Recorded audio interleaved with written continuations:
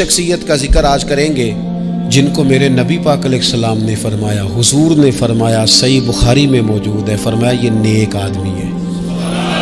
اور یار جسے رسول کریم کہیں بندہ نیک ہے، رجل صالح، حضور نے فرمایا نیک آدمی ہے، جو بالغ نہیں ہوئے تھے اور اس سے پہلے ہی کلمہ پڑھ لیا تھا، جو حج کے مسائل سب سے زیادہ جانتے تھے، جنہوں نے 60 سال مکے اور مدینے میں فتویٰ دیا، صحابہ ان سے فتویٰ لینے آتے تھے، جو بدر کی جنگ میں بھی گئے، احد میں بھی گئے، پر محبوب نے فرمایا عمر تھوڑی ہے، ابھی واپس جائیے۔ خندق میں شریک ہوئے اور اس کے بعد ہر جنگ میں شریک ہوئے۔ مستدرک میں موجود ہے، حضرت جابر ابن عبداللہ فرمایا کرتے تھے زمانہ بدلا تو کچھ لوگوں میں بھی تبدیلیاں آئیں، میں نے بڑی دنیا بدلتی دیکھی، پر جن لوگوں کو نہیں بدلتے دیکھا نا، ان میں یہ شخصیت ہے جو ہمیشہ ہر دور میں ہر عمر میں نبی پاک کے طریقوں پر پوری طرح کاربند رہے، اوڑھنا بچھونا، اٹھنا بیٹھنا چلنا، ہر وقت حضور کی محبت میں غرق ہو کے کیا۔ کون ہے بلا؟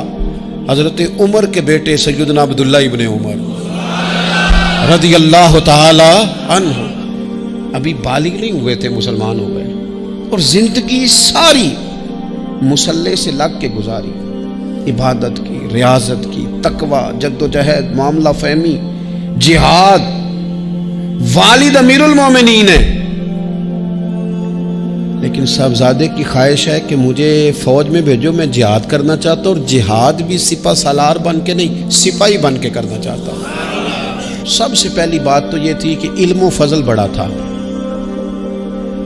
صحابہ ان سے فتویٰ لیتے تھے، مسائل حج سب سے زیادہ حضرت عبداللہ ابن عمر جانتے تھے، اور فتویٰ دینے میں اتنے محتاط تھے، حدیث بیان کرنے میں اتنے محتاط تھے کہ بڑا سوچ سمجھ کے غور کر کے۔ صحابہ فرمایا کرتے تھے یہ واحد بندہ ہے کہ جو 1 منٹ سے پہلے کہہ دیتا ہے، سب سے زیادہ مسائل آتے ہیں لیکن 1 منٹ سے پہلے کہہ دیتے تھے اس مسئلے کا مجھے نہیں پتا، تحقیق کروں گا، اگر پتہ چل گیا تو بتا دوں گا، فوراً کہہ دیتے تھے۔ ایک دفعہ ایک صاحب نے مسئلہ پوچھا تو چپ کر گئے، سوچنے لگ گئے۔ ہمارے ہاں نا لوگوں کو حاضر جواب کہلانے کا شوق ہے، یہ شوق بڑا خطرناک ہوتا ہے۔ اگر آپ حاضر جواب ہیں تو بڑی اچھی بات ہے، لیکن حاضر جواب کہلانے کا شوق تو نہ پیدا کریں۔ اگر آپ کو پتہ ہے، صحیح بخاری میں حدیث ہے، نبی پاک علیہ السلام نے ایک دن پوچھا تھا صحابہ سے کہ وہ درخت کون سا ہے جس کی مثال مومن کی طرح ہے؟ تو حضرت عبداللہ ابن عمر کہتے ہیں مجھے پتا تھا کہ وہ کھجور کا درخت ہے، اور میں نے جواب نہیں دیا۔ کیوں نہیں دیا؟ فرمانے لگے ابو بکر صدیق بیٹھے، فاروق اعظم بیٹھے، مولا علی بیٹھے، بزرگوں کی موجودگی میں میں جواب دیتا پھروں، یہ ٹھیک نہیں ہوتا، یہ صحیح نہیں ہوتا۔ یہاں تو بڑے لوگ، امام غزالی فرماتے ہیں جب میں اپنے مرشد سے مرید ہوا تو مجھے کہنے لگے بیعت میں نے کر لیا، آج کے بعد نہ تقریر کرنی ہے، نہ مدرسے میں سبق پڑھانا ہے، نہ کسی کو مسئلہ بتانا ہے۔ اور یہ بڑا مشکل کام ہوتا ہے، بندہ مولوی بھی اور تقریر ہی نہ کرے، اسے زنگ لگ جاتا ہے، اور مسئلہ ہی نہ بتائے تو بدعزمی ہو جاتی ہے۔ یہاں تو جس کو 6 مسئلے آ جائیں وہ امام کو نماز نہیں پڑھانے دیتا، وہ کہتا ہے پہلے انٹرویو لوں گا تیرا کہ تو پورا تجھے آتا ہے، پھر آگے چلے گا۔ تو اتنے بڑے عالم کو شیخ نے منع کر دیا، تو کہتے ہیں شیخ کے پاس ایک شخص مسئلہ پوچھنے آیا تو میرے مرشد فرمانے لگے مجھے یہ مسئلہ نہیں آتا۔ تو امام صاحب کہتے ہیں کہ میں نے اسے کہا مجھے آتا ہے، میں بتاؤں؟ کہتے میرے شیخ مسکرا پڑے، کہنے لگے غزالی میں تو تیرے ساتھ ساتھ اپنی میں بھی مارنا چاہتا تھا، پر تیری ابھی مری نہیں، اور تو کہتا ہے میں بتاتا ہوں۔ کچھ دیر چھوڑ دے، سارے مسئلے بتانے نہیں چاہیے، کچھ پہ عمل بھی کرنا چاہیے۔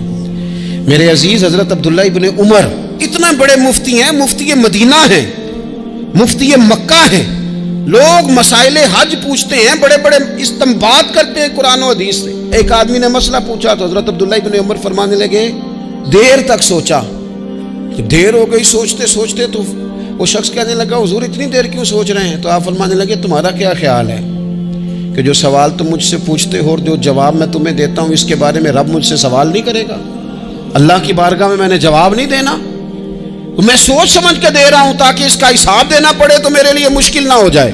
میرے عزیز حضرت عبداللہ ابن عمر سے کسی نے سوال پوچھا تو سیدنا عبداللہ ابن عمر رضی اللہ تعالیٰ عنہ کہنے لگے مجھے نہیں آتا اس سوال کا جواب، اور جب کہا نا نہیں آتا تو فوراً کہنے لگے عبداللہ، خود اپنے آپ سے بات کرتے ہیں، کہتے ہیں عبداللہ رب تیرا بھلا کرے، اس بات پہ ہمیشہ ڈٹے رہنا، جو بات نہ آتی ہو وہ کبھی کہنا نہ، جس کا پتہ نہ ہو اسے کبھی کرنا، جب تک پوری تحقیق نہ ہو بلا وجہ غوطہ زنی نہ کرنا، بلا وجہ غوطہ زنی نہ کرنا۔ یہاں کا ہے ہمارے صوفیاء نے، یہاں کا علم و بس کریو یار، ایک کوئی حرف تینوں درکار، صحیح کر کے پہلے اچھی طرح کر کے پرکھ پھر بات کر۔ تو علم بڑا تھا، تقوی بڑا تھا۔ اس کے ساتھ ساتھ پھر یہ تھا کہ غریب پروری بڑی تھی۔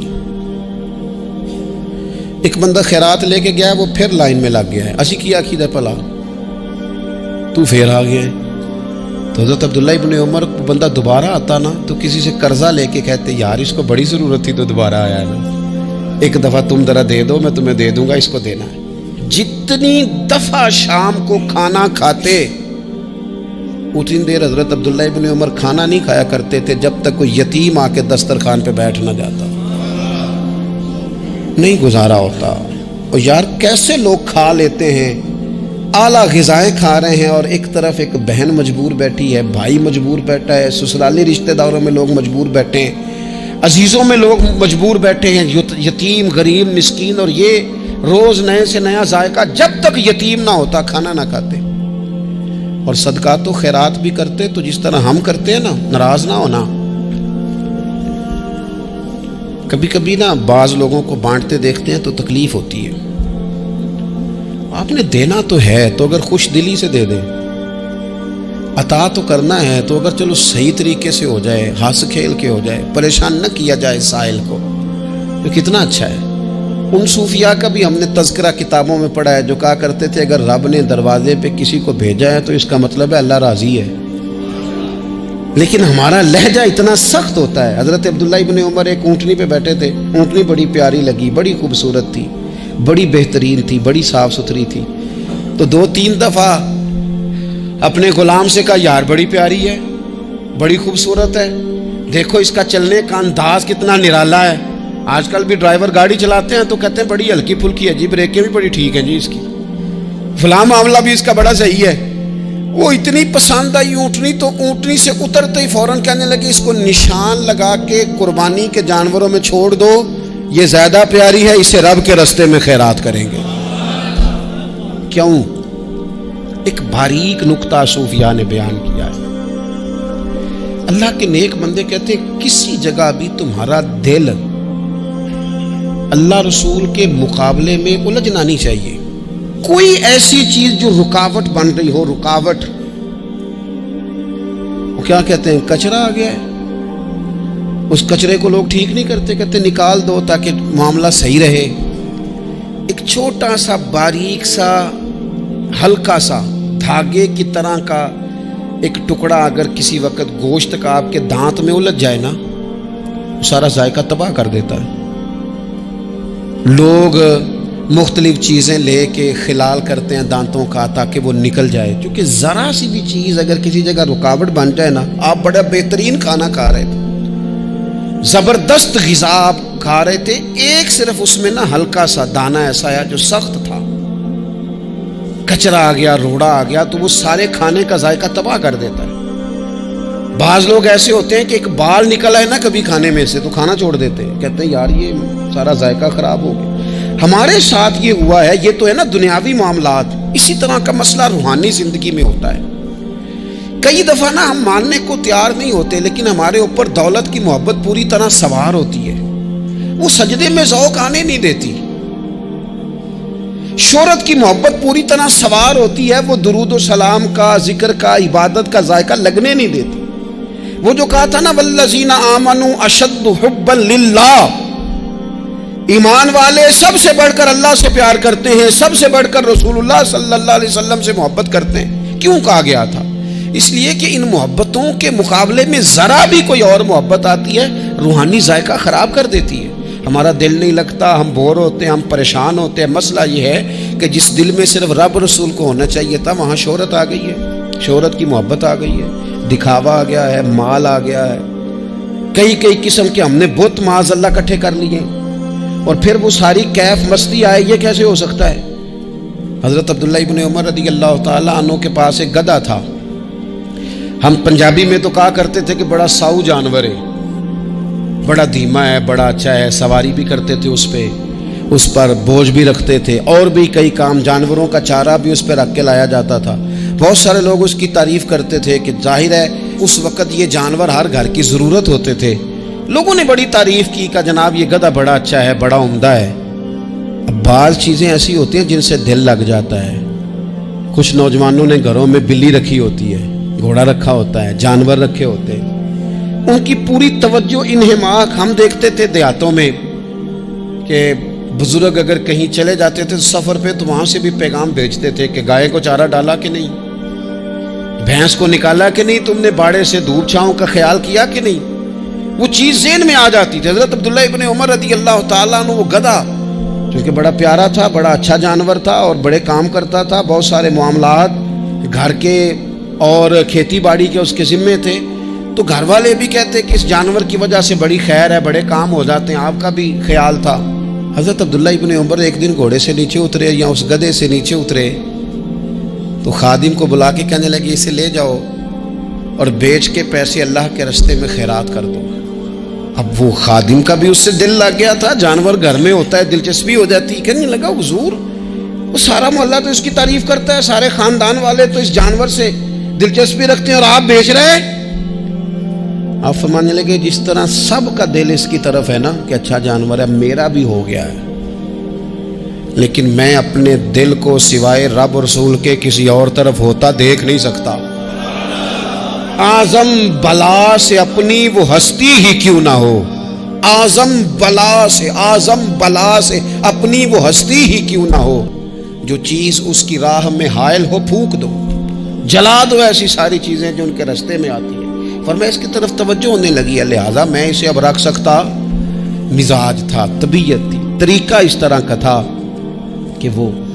پھر ایک اور بات بڑی خوب تھی، حضرت عبداللہ ابن عمر ان لوگوں کی پذیرائی بڑی کرتے تھے جو خیر کا کام کرتے تھے. دینی کام کوئی بندہ بھی کرے اس کی پذیرائی ہو، اس کی تعریف ہو، خیر کے جملے ہوں تاکہ دینداری پھیلے.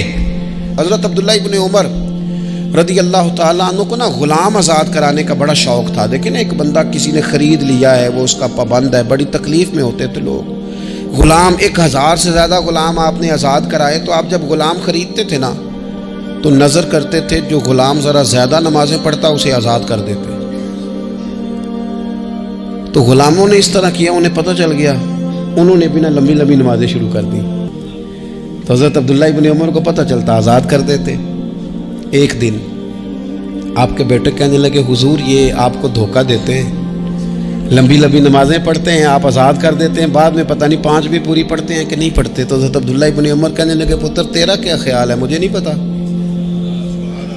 کہا حضور پتہ ہے. فرمانے لگے یہ مجھے رب کے نام پر دھوکہ دینا چاہتے ہیں، جو رب کے نام پہ دھوکہ دے روز دے، میں روز دھوکہ کھانے کو تیار ہوں. دوسری بات یہ تھی حضرت عبداللہ ابن عمر میں کہ نبی پاک سے محبت کوٹ کوٹ کے بھری ہوئی تھی. حضور کا ذکر آتا تو رو پڑتے، ان جگہوں پہ جا کے ڈھونڈ ڈھونڈ کے بیٹھتے جہاں نبی پاک نے وقت گزارا ہے. ایک درخت کا پتہ چلا کہ یہاں حضور تھوڑی دیر آرام فرما ہوئے تھے، انہوں نے دیکھا تھا یا انہیں معلومات ہوئی، تو ہمیشہ اس درخت کو پانی دیتے، اس کا خیال کرتے، کہتے یہ درخت ہمیشہ تر و تازہ رہے، یہاں میرے نبی پاک نے تھوڑا وقت گزارا ہے. وہ مکہ مکرمہ میں بھی جاتے تو وہ جگہ ڈھونڈ ڈھونڈ کے جہاں حضور نے نماز پڑھی تھی نماز پڑھتے. مسجد نبوی میں آتے تو جس منبر پر حضور بیٹھ کے خطبہ دیتے تو اس پہ ہاتھ پھیر کے چہرے پہ ملتے. حضور کی قبر انور پر حاضری دیتے، السلام علیکہ یا رسول اللہ کہہ کے اس بارگاہ عالی مرتبت میں حاضری دیتے. حضرت صدیق اکبر کو سلام کرتے، حضرت عمر کو سلام کرتے. پیر سن ہو گئے ایک دفعہ چلتے چلتے، تو کسی نے کہا جس سے سب سے زیادہ پیار ہے نا اسے پکارو، پیر ٹھیک ہو جائے گا. تو فوراً کہنے لگے یا محمد صلی اللہ علیہ. اور یہ امام بخاری نے لکھا ہے الادب المفرد میں، خود امام بخاری لکھتے ہیں کہ حضرت عبداللہ ابن عمر نے یا محمد کہا اور ان کا پیر سویا ہوا ٹھیک ہو گیا. یہ لوگ بڑی محبت کرنے والے. آپ فرمایا کرتے تھے شاید زندگی میں لوگوں نے کسی سے اتنا پیار کیا ہو جتنا نبی پاک علیہ السلام کے غلاموں نے مجھ سے کیا ہے. ہر وقت لوگ ان کے گرد رہتے، لوگ محبت کرتے۔ حجاج بن یوسف جب حکمران بنا نا تو بڑا ظالم تھا، اس کو یہ بات اچھی نہیں لگتی تھی کہ ہر وقت لوگ حضرت عبداللہ ابن عمر کے پیچھے گھومیں۔ بادشاہوں کا خیال ہوتا ہے نا، بادشاہ میں تو